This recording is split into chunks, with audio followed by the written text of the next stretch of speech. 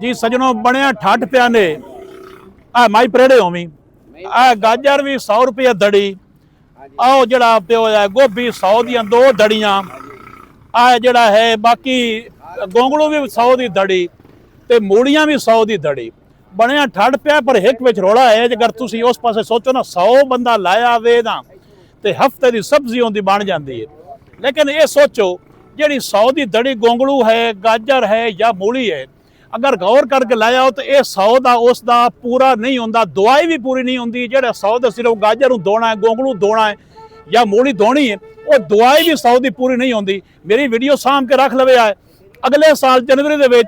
के सब्जी थोड़ा 100 की किलो ना लभसी उनकी वजह है जिमीदारा काश्त ही कोई नहीं करनी 100 की दड़ी का खर्चा तो एक पासे रख दो ना सिर्फ जी मजदूरी है इतों लेके मंडी जाना